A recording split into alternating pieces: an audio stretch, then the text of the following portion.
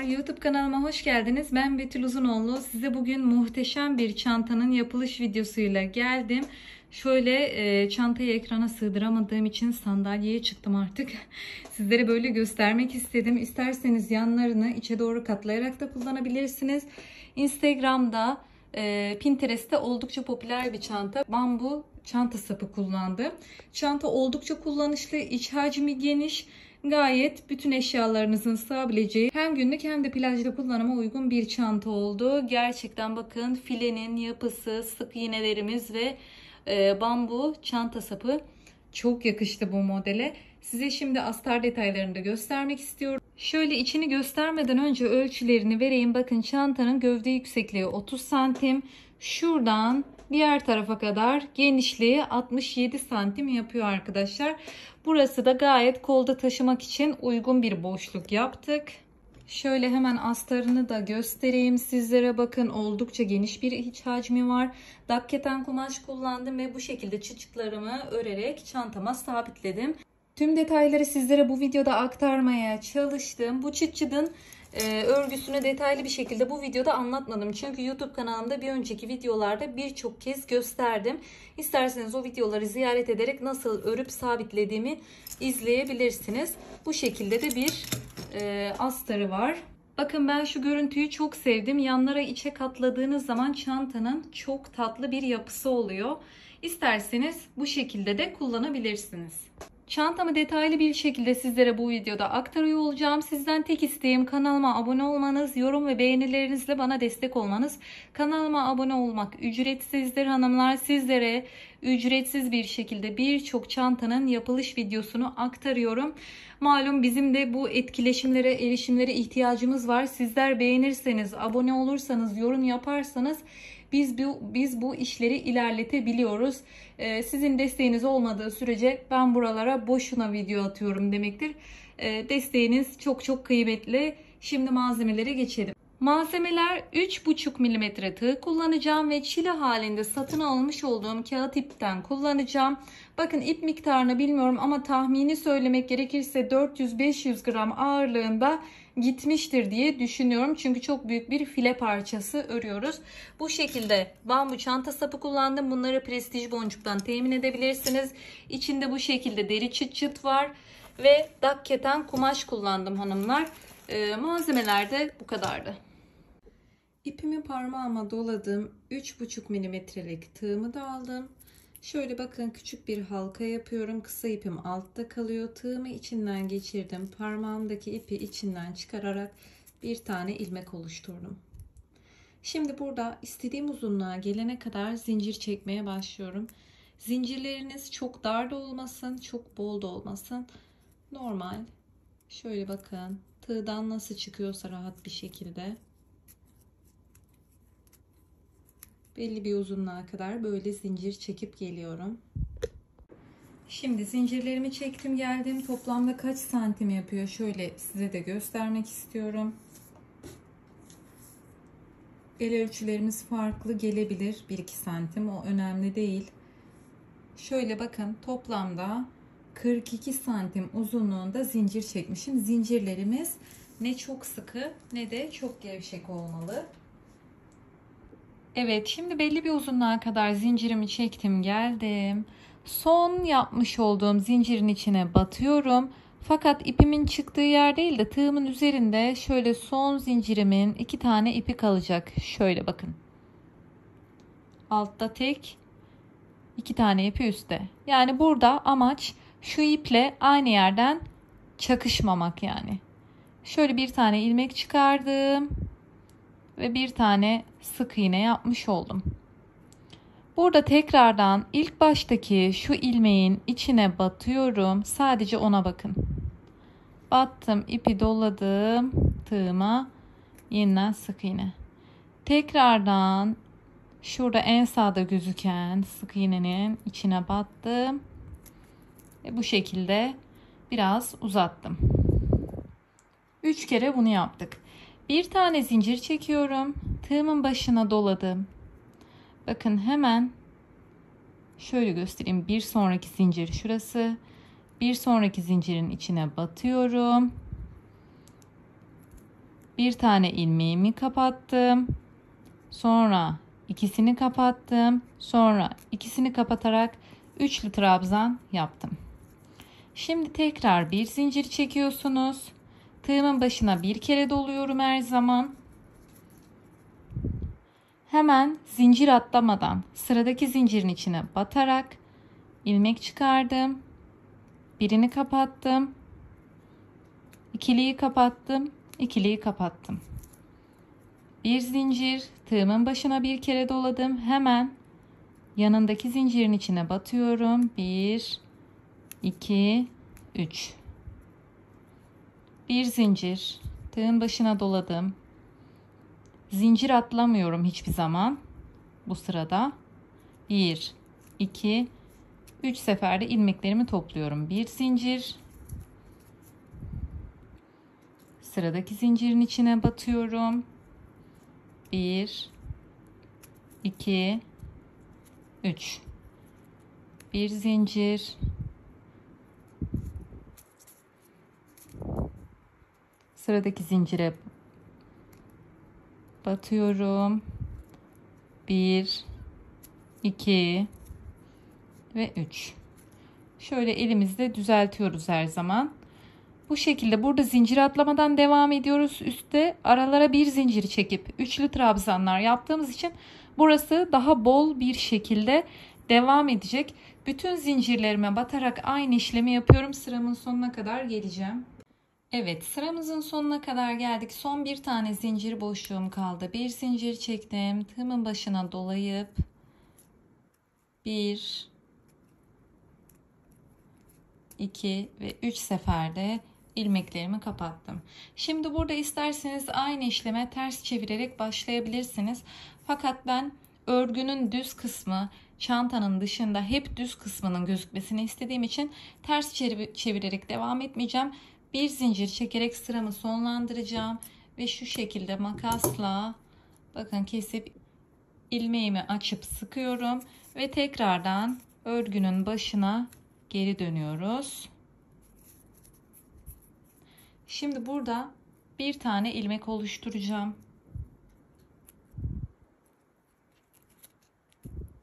Sıkıyorum güzelce. Şöyle alalım. Bakın burada bu ilk yapmış olduğumuz çubuk var ya, onun tepesine şuraya batıyorum. Arkadan ilmeğimi taktım. Bir tane zincirle kapattım. Şimdi aynı noktaya bir tane sık iğne yapıyorum. Şimdi tekrardan sık iğnenin ilk lobuna batarak ilmek çıkardım. Tekrar sık iğne.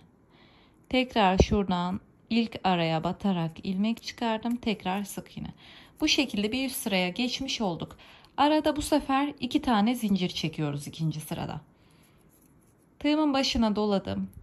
Şurada sıradaki trabzanın hemen tepesine batarak üçlü trabzan yapıyorum.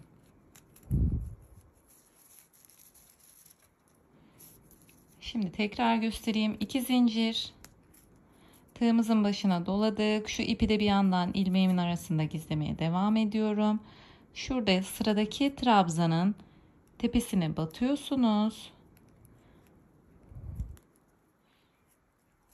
Ve üçlü trabzan yapıyoruz. 2 zincir. Tığımın başına doladım. Sıradaki trabzanın tepesine batıyorum. 1 2 üçlü trabzan. 2 zincir. Tığımın başına doladım. Sıradaki trabzan tepesine battım. 1 2 3. Bu şekilde kareleriniz genişlemeye devam edecek. Bakın alta göre artık daha büyük karelerimiz var. Çünkü arada 2 zincir çektik. Bu şekilde 2 zincir, altta da hiçbir trabzan atlamadan her trabzan tepesine batıyoruz. Arada 2 zincir, sıramızın sonuna kadar devam ediyoruz. Şimdi burada bir teknik göstermek istiyorum şu batma noktalarımızla ilgili. Şöyle ister trabzanın tepesine batın az önce gösterdiğim gibi. Veya isterseniz 2 zincir çekip trabzanın tepesi değil de hemen altındaki noktayı görüyorsunuz, şurayı. Buraya batarsanız böyle daha düz bir çubuk elde edersiniz. Bakın 2 zincir, tığımın başına doladım. Tepesine değil de şuraya. İsterseniz bütün örgüyü böyle de devam ettirebilirsiniz. Size kalmış. Evet, şimdi sıramın sonuna kadar geldim. Son trabzanımı da 2 tane zincir çekiyorum. Tığımın başına doladım ve buradaki trabzanımın tepesine batarak üçlü trabzan yapıyorum. 1 2 3. Merak etmeyin, bu ipleri daha sonra örgümüzün arasında gizleyeceğiz.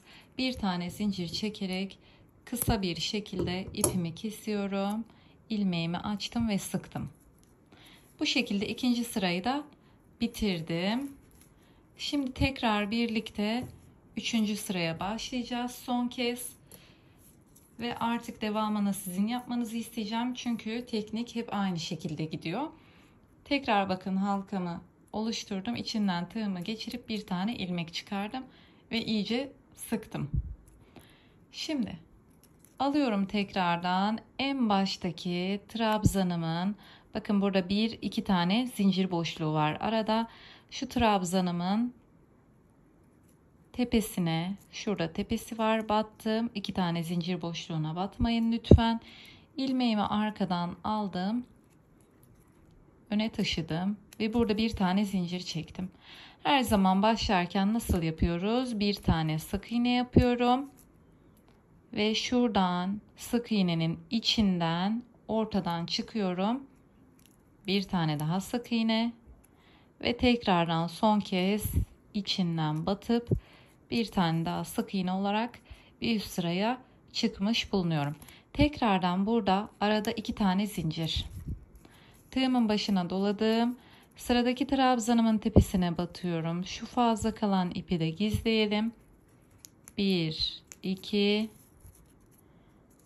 3 seferde trabzanımı kapattım. Yine 2 zincir, tığımın başına doluyorum. Sıradaki trabzanın tepesine batarak 1 2 3. Tekrar 2 zincir. Tığımın başına doladım. Trabzanımın tepesine atlıyorum. 1 2 3. 2 zincir. Sıradaki trabzanımın tepesine battım. 1 2 3. Şimdi bu şekilde sıramın sonuna kadar geleceğim. Son noktaya da biliyorsunuz, üçlü trabzanımı yaptıktan sonra bir tane zincir çekme işlemi yapıp ipimi kesiyorum.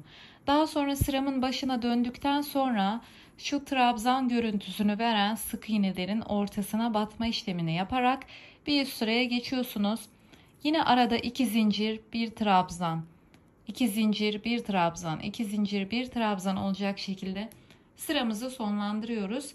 Bütün işlem artık bundan ibaret. Başka bir artırma, eksiltme yok. İstediğim uzunluğa gelene kadar bu şekilde örmeye devam edeceğim. Arada 2 zincir trabzan, 2 zincir trabzan. Şimdi birkaç sıra bu şekilde örerek ilerleyeceğim. Evet, şimdi file sıramı istediğim uzunluğa gelene kadar ördüm. Toplamda en baştan itibaren saydığım zaman 33 tane karemin olması gerekiyor yukarıya doğru. Şimdi buradaki kare sayılarının sırası önemli değil. Şöyle gördüğünüz gibi benimle aynı boyutu yapmak isteyenler 52 santim yüksekliğine gelene kadar kareleri devam ettirebilir ve son 2 sırayı şimdi aynı buradaki başlangıçtaki gibi daraltma işlemini sağlamak için yukarıda bir eksiltme işlemi yapacağız. Şimdi şöyle filenin en baştaki noktasını önüme çektim. Bir tane ilmek oluşturuyorum. İlmeğimi oluşturdum. Ve şuraya yine her zamanki gibi bir başlangıç yapacağım. Burada bakın köşede üçlü trabzan gibi olan noktanın tam tepesine battım. İlmeği arkadan aldım. Bir tane zincir ve buraya bir tane sık iğne yapıyorduk. Sık iğne yaptım. Ortasına battım. Bir tane daha. Ortasına battım. Bir tane daha. Şimdi 2 zincir çekiyorduk ya altta normalde. Artık bir zincir çekiyoruz. Tığımızın başına doladık. Bu arada şöyle şuradaki normalde altta trabzan tepelerini göstermiştim ya. Burada ister trabzan tepesine batın. Hiç fark etmez yani. İsterseniz şu orta noktalara batarak da tamamlayabilirsiniz. Şöyle orta noktalara batarak tamamladım. Bir zincir var arada. Bakın bir zincir. Artık 2 tane değil, bir zincir. Üçlü trabzan. Bir zincir. Üçlü trabzan. Bir zincir. Üçlü trabzan. Bu şekilde bakın ufaktan daralmaya başladı. Sıramın sonuna kadar devam ediyorum. Evet, şimdi sıramın sonuna kadar geldim. Bakın biraz böyle dalgalanmalar başladı, yani daralmaya başladı burası. Şimdi aynı şekilde bakın her sırayı bitirdiğim gibi bir tane zincir çekerek kesiyorum. Tekrar sıranın başına dönüyorum. Yeni bir ilmek oluşturuyorum. Şimdi burada son sıramızı yapacağız. Sıktım ilmeğimi, aldım. Burada tekrar üçlü trabzanı şu tepe noktasına batarak ilmeğimi buraya sabitliyorum. Şimdi bir tane sık iğne yapıyoruz ve aradan 2 kere daha batarak sık iğne yaptım. Şimdi bu sırada artık arada hiç zincir çekmeyeceğiz. Direkt tığımın başına doladım.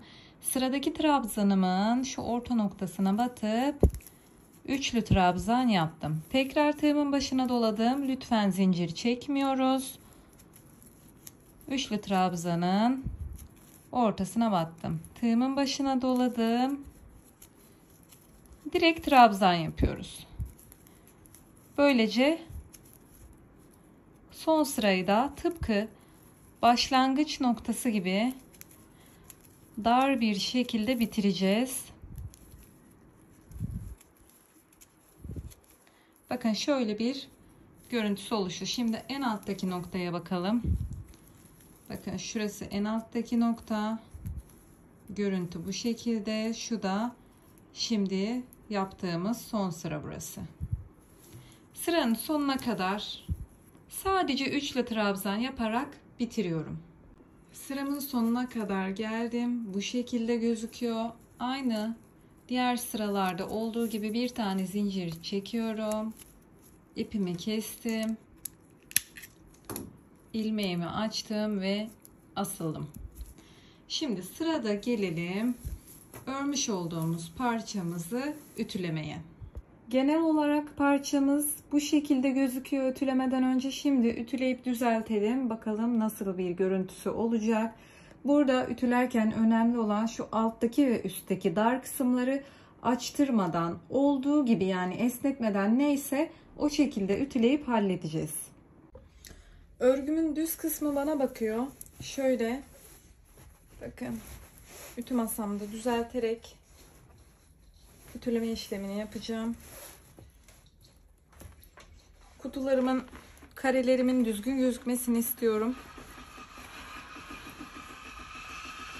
Şu aralara da bu şekilde giriyorum esnetmeden. Yine şu kısımda.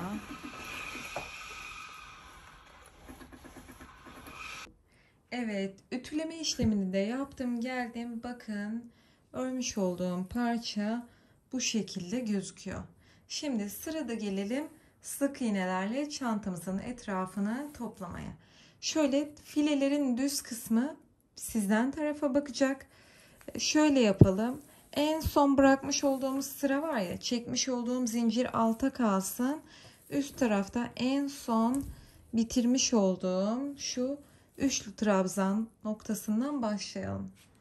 Şöyle tekrar ipimi aldım. Bir tane yeni bir ilmek oluşturdum. Ve iyice sıkıyorum. Şöyle iyice sıktım.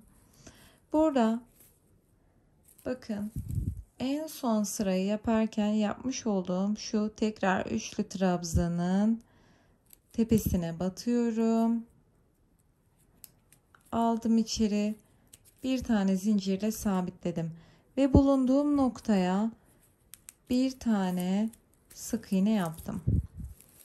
Şimdi bir tane sık iğne ile başlamış olduk. Sıradaki noktaya battım. Bir tane sık iğne. Şimdi 2 tane sık iğne yaptık. Sırada 3. trabzanın tepesine batarken ilmek çıkardım ve 4. trabzanın tepesine de battım, ilmek çıkardım. Tığımın üzerinde 3 tane ilmek var ve üçünü de birlikte kapatarak burada bir eksiltme işlemi yapmış oldum. Bakın ne yaptık? Burada başlarken 2 tane farklı noktalara sık iğne yaptık. Burada da 2 tane ayrı noktaya batarak aynı ilmekleri tek bir noktada topladık. Şimdi tekrar 2 tane ayrı noktalara batarak sık iğne yapıyorum ve sıradakine battım, tekrar sıradakine battım. Üçünü birlikte topladım ve bir eksiltme yapmış oldum. Şimdi 2 tane normal sık iğne. Şimdi sıradakine battım. Tekrar batıyorum diğerine. Üçünü birlikte topladım. Bir eksiltme oldu. 2 tane normal sık iğne. Bir tane sıradakine. Tekrar diğer noktaya. Üçünü birlikte topladım, eksiltme. Bakın bu şekilde bir büzüşme başladı bile. Çok basit. 2 tane sık iğne yapıyorsunuz. Farklı noktalara batarak.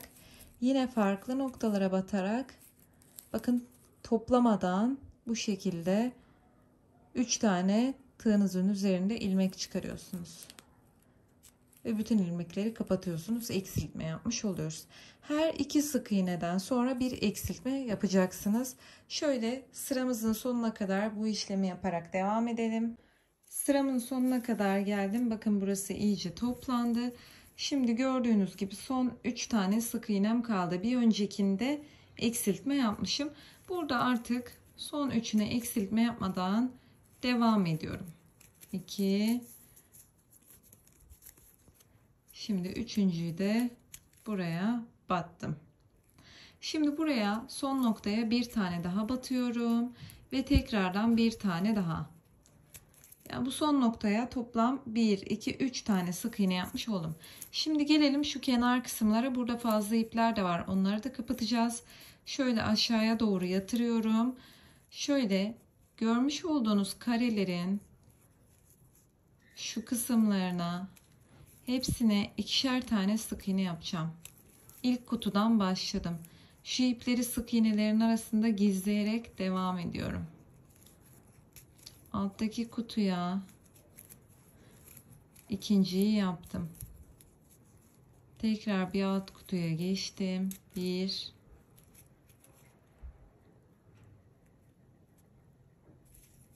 ve şöyle 2. Bir alt kutuya geçiyorum. 1 2. Şimdi şurada ufak tefek kalanlar olacak. Onu daha sonra keserek yoluma devam edeceğim. Kamerayı kaydırdım biraz. Şöyle düzelteyim, pardon. Şimdi bu şekilde yan kısımlarda her kutuya ikişer tane sık iğne yaparak devam edeceğiz. Biraz bu kısımlarda toplanma yapacak. Şöyle aşağıya kadar gelelim. Burada çekmiş olduğumuz zincir kısmı sırada bizi bekliyor olacak. Burayı da birlikte yapacağız. Sıranın sonuna kadar geldim. Bakın yan kısımları bu şekilde her kutunun içine ikişer tane sık iğne batarak aşağıya kadar geldim. Son bir tane şurada kutum kaldı.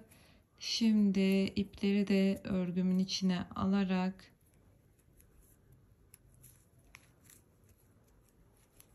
şöyle oraya da 1 2 tane sık iğne. Şimdi burada tıpkı şurada dönüş yaparken 3 tane sık iğne yaptığım gibi şuranın dönüşünü de 3 tane yapmış olacağım. Fakat burası zincir noktası olduğu için yine şu kutunun içine batarak ilerleyeceğim. Bakın 1 2 şöyle üçüncüyü de şu zincir noktasına, yani şu trabzanın hemen alt kısmına yapıyorum. 3. Bu 3 tane zinciri dönüş yapmak için kullanmış oluyorum. Şimdi her bir zincirin içine bakın batacağım. Şöyle göstereyim size. Bakın burada yukarı doğru çıkarken 2 tane kutunun olduğu noktaya sık iğne ve 1 2 şunun hizasıyla birlikte üçüncüyü yapmış olduk. Hemen yanına bir tane daha yaptık.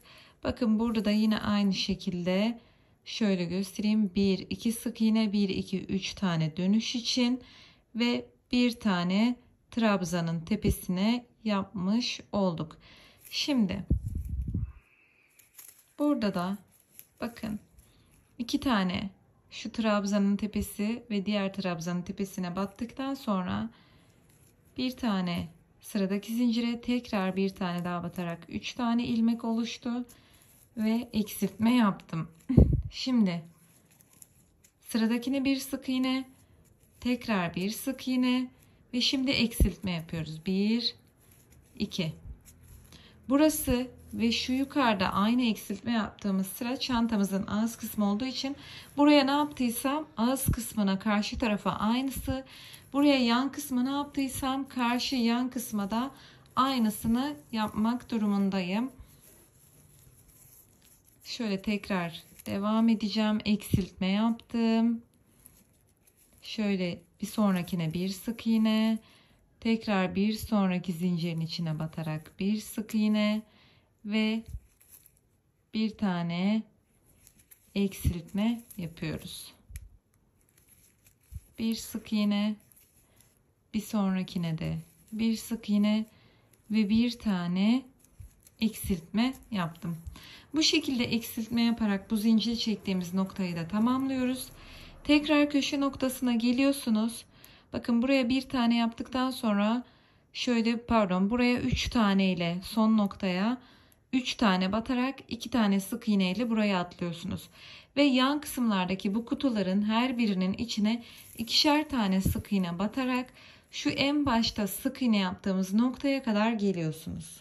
Şimdi başladığım noktaya kadar geldim. Bakın son kutunun içine de şöyle 2 tane sık iğnemi yapacağım. Ve bunu yaptıktan sonra en başta şurada bir tane sık iğne yapmıştım ya. Onun olduğu noktaya 2 tane daha yapacağım. Dönüşü sağlamak için. Bakın 1 ve 2. Şimdi bu köşelerde her zaman bu 3 tane sık iğneyi yapmaya devam edeceğiz. Bir üst sıradaysa bu üçlünün tam ortasına 3 tane sık iğne yapacağız.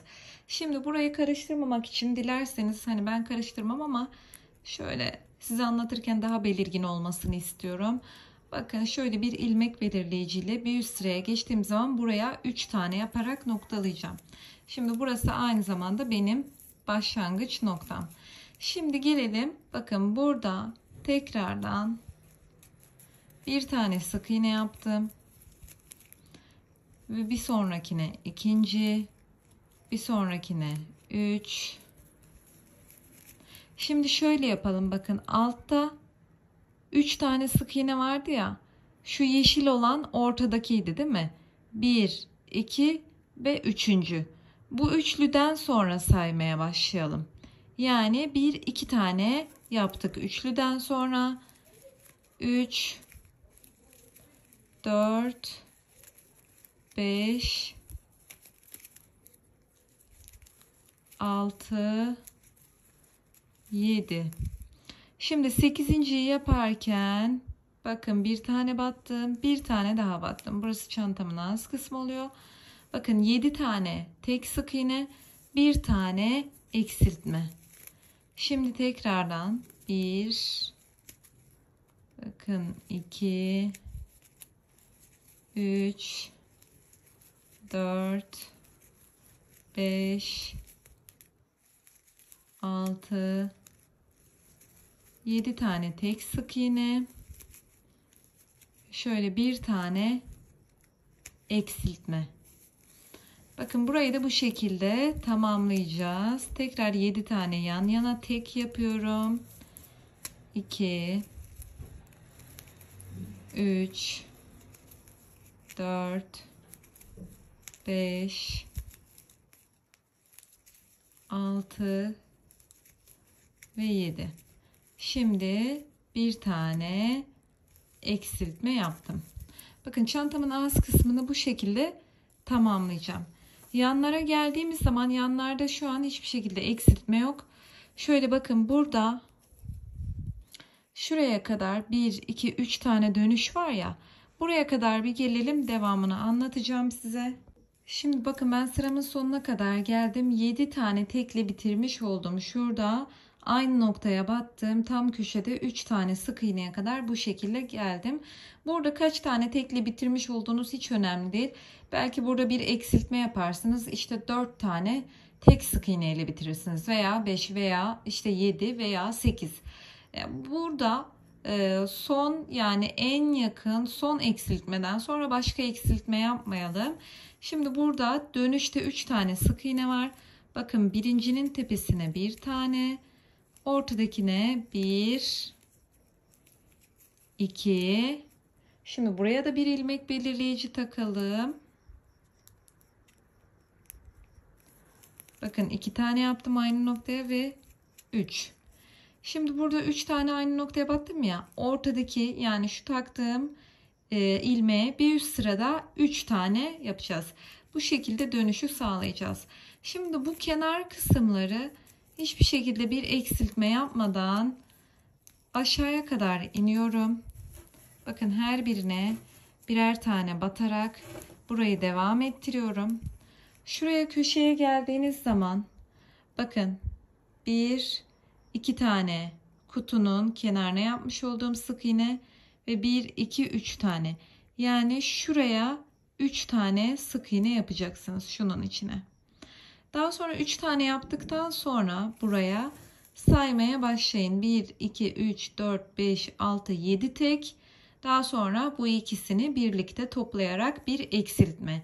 7 tek, bir eksiltme. Bu ağız kısmını bu şekilde geçeceksiniz.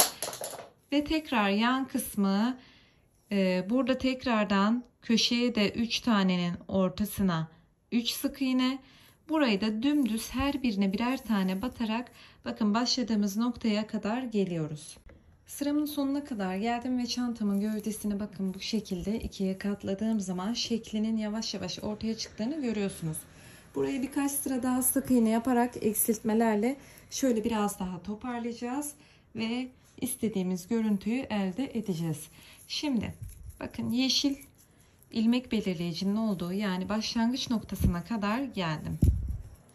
Şimdi bakın, burada birinciye bir tane, bu üçlünün ortasına, yani şu yeşil noktanın olduğu yere 3 tane yapıyorduk burada köşelenme oluşması için. 1, 2, 3 ve şöyle ortadakine tekrar takıyorum. Şimdi burada altta 7 tane sık iğne, daha sonra bir eksiltme yapıyorduk. Şimdi 6 tane sık iğne yapacağız. 1, 2, 3, şöyle 4, 5, 6. 6 tane sık iğne, şöyle bir tane eksiltme. Bu sıramda bu şekilde devam edecek. Yine 6 tane sık iğne, bir eksiltme, 6 sık iğne, bir eksiltme. Köşeye geliyorsunuz. Bu 3 tane sık iğnenin ortasına 3 tane sık iğne yapıyorsunuz. Buranın bu şekilde bakın yukarıya doğru üçgen bir şekilde çıkması için. Kenarlarda yine hiçbir şekilde artırma, eksiltme yok. Kenarlar her zaman bir tane. Ve şöyle aşağıya kadar geliyorsunuz. Burada da yine bakın 1, 2, 3 var. Ortadakine 3 tane. Daha sonra bu üçlüyü atladıktan sonra 6 tane sık iğne, bir eksiltme. 6 sık iğne, bir eksiltme. Çantanın ağız kısmına üstte ne yaptıysak aynısını yapıyoruz. Bu sırayı da bu şekilde devam ettirelim. Evet, şimdi başladığım noktaya kadar tekrar geldim ve bu şekilde çantamın gövdesini katladım. Duruşunu tekrar kontrol ediyorum. Tabii ki birkaç sıra daha geçeceğiz. Çanta sapımı da şöyle bir koydum. Nasıl gözüktüğünü anlamak için bence gayet iyi oldu. Şimdi sırada 4. sırada tekrar bakın başlangıç noktasına kadar geldim. A. Şimdi burada bakın, tam üçlünün ortasındaki sık iğneye yine 3 tane sık iğne yapıyorum. 1 2 3 ve şu ortasına tekrar ilmek belirleyiciyi takıyorum. Şimdi bu sırada, yani 4. sıra sık iğnemizde hiçbir şekilde bir eksiltme yapmayacağız. Hepsine birer tane batarak başladığım noktaya kadar, buraya kadar geleceğim. Hepsine birer tane. Sadece şu görmüş olduğunuz köşelere ortaya 3 tane, yine dolaşırken ortaya 3 ve buraya 3 tane yaptıktan sonra diğerlerine hepsine birer tane yaparak başladığımız noktaya kadar gelelim. Şimdi 4. sırayı da bitirdim. Bakın burada hiçbir eksiltme yapmadık ama hala şurası biraz daha yayvan duruyor. Şimdi çanta zaten geniş. Bu da böyle daha yayvan kalırsa daha kötü bir görüntü oluşur. O yüzden sürekli böyle düzeltip bakıyorum. Sanki bir sıra daha çantanın ağız kısmının toparlanmaya ihtiyacı var. Yani şöyle olursa bakın çok daha kullanışlı olur diye düşünüyorum. O yüzden şimdi bir sıra daha eksiltme yapalım. Tekrar bakacağız. Bakın burada ben şu başlangıç noktasına 3 tane ortadaki yere sık iğne yaptım. Burada oyalanmamak adına aynı işlem. Şimdi alttaki 3.'ye de battıktan sonra saymaya başlıyorum. Bu sefer 1 2 3 4 5 tane sık iğne yaptım ve şimdi eksiltme yapacağım. Battım, diğerine battım. Bir eksiltme. Şimdi tekrardan 1 2 3 4 5 ve tekrardan 1 2 eksiltme. Şimdi her 5 sık iğnede bir eksiltme yapacağız. Buraya kadar geliyorsunuz. Köşeye 3 tane, şu yan kısımlara biliyorsunuz artık. Hepsine birer tane, köşelere 3 tane, şu arkadaki noktaya da 5 sık iğne, bir eksiltme. Bu şekilde bu sırayı da tamamlayalım. Evet, 5. sıra sık iğnemizi de tamamladık. Eksiltmemizi yaptık. Şu an bakın çantanın ağız kısmı şöyle düzelttiğim zaman, ütülediğim zaman bu şekilde duracak. C şeklinde. İstediğim seviyeye geldi. Artık eksiltme yapmama gerek yok.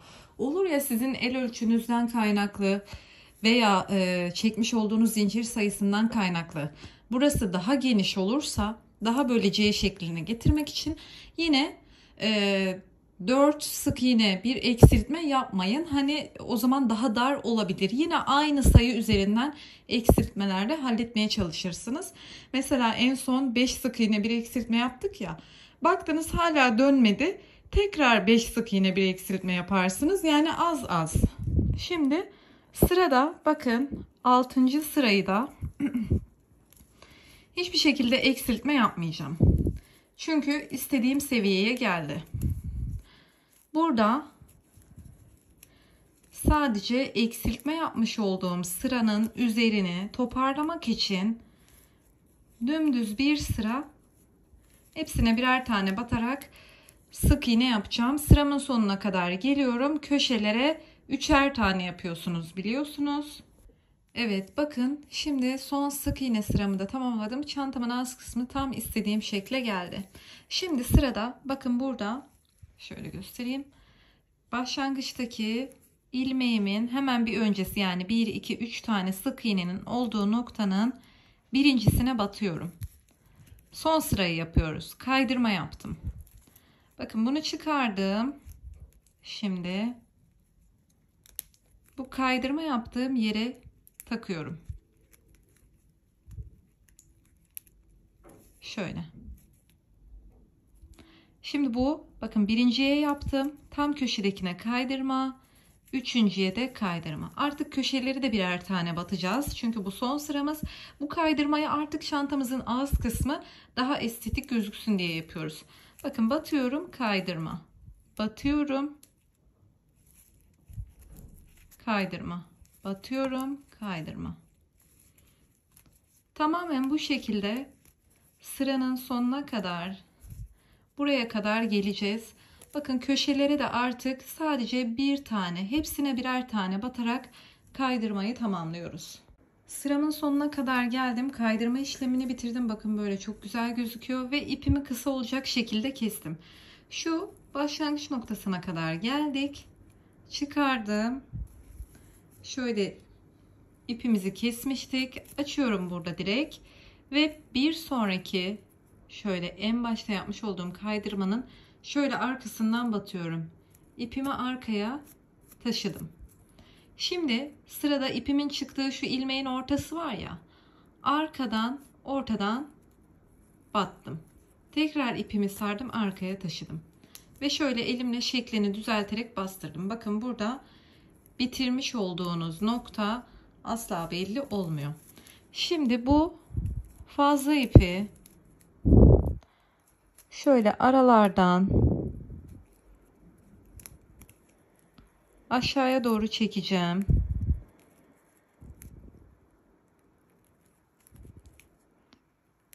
Sabitlemek için ve gizlemek için.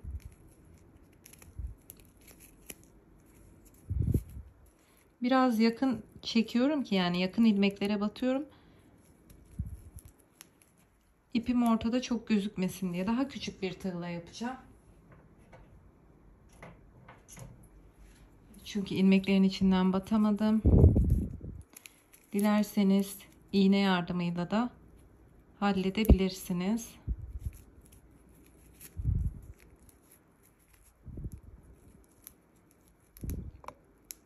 İyice gizledikten sonra fazla kalan ipinizi kesersiniz. Evet, şurayı keseceğim. Şu dışarıda fazla kalan, bakın ördüğüm halde fazla kalan ipler var. Bunları makasla keseceğim. Şimdi sırada gelelim bu çantamın ağız kısmını, sık iğnenin olduğu kısmı esnetmeden güzelce ütüleyeceğim.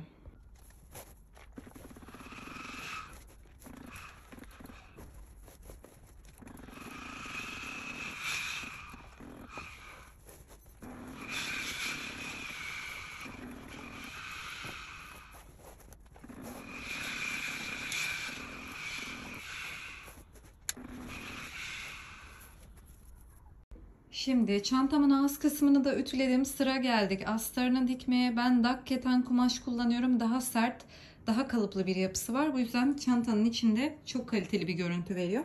Şimdi burada kalıp çıkarırken çantanızın şeklini olduğu gibi koyuyorsunuz. Bakın şuraların çok kenarları açılmasına izin vermiyorum. Çünkü normalde bunlar şöyle C şeklinde duracak.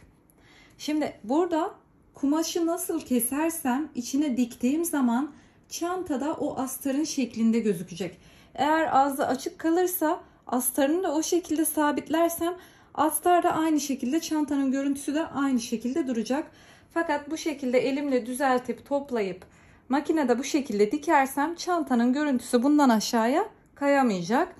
Şimdi çantayı koydum. Önce şu C şeklini düzelttim, ağız kısmını. Burayı çizdikten sonra yanları çizdim ve şöyle bastırarak bakın alta doğru bu kısmı da çizdim.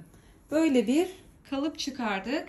Şimdi kalıbı keseceğim kumaşımı. Daha sonra çantamın içine yerleştirip makinede sabitleyeceğim.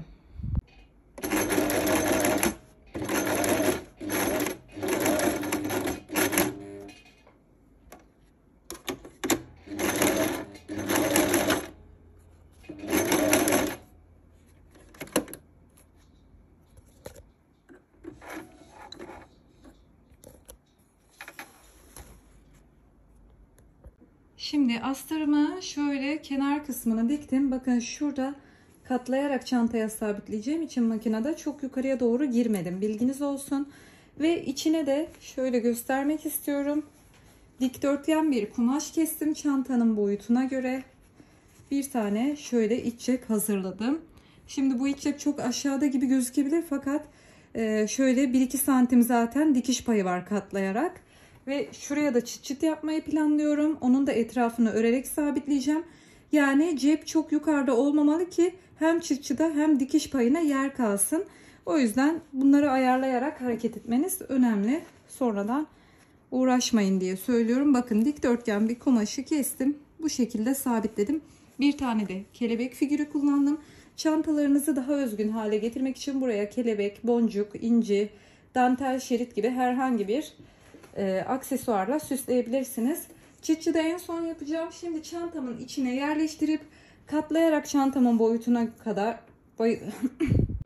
Şimdi astarı çantamın içine yerleştireceğim ve daha sonra çantanın boyutuna göre katlayarak şöyle tel tokalarla kıstıracağım. Daha sonra dikiş makinesinden geçeceğim. Çantamın içine astarımı yerleştirdim. Şimdi burada şöyle bir teknik göstereceğim. Şurası kıvrılarak döndüğü için bu kumaş da buradan kıvrılırken çok fazla katlama yapıyor. O yüzden böyle bakın, dikiş payını da düşünerek orada dikiş payını bırakıyorum. Şöyle bakın, belli bir noktaya kadar bu şekilde makasla kesikler attım. Rahat bir şekilde dikiş atabilmek ve dönüşü rahat bir şekilde sağlayabilmek adına. Şimdi bu şekilde yerleştirdikten sonra önemli olan çantanızın şeklini verip ve tabana kadar, şuraya kadar astarınızı çekiyorsunuz. Önce yanlardan sabitlemek üzere yanları sabitliyorsunuz. Daha sonra şuraya doğru katlayarak tel toka takıyorsunuz. Buralara takmanıza gerek yok şu an.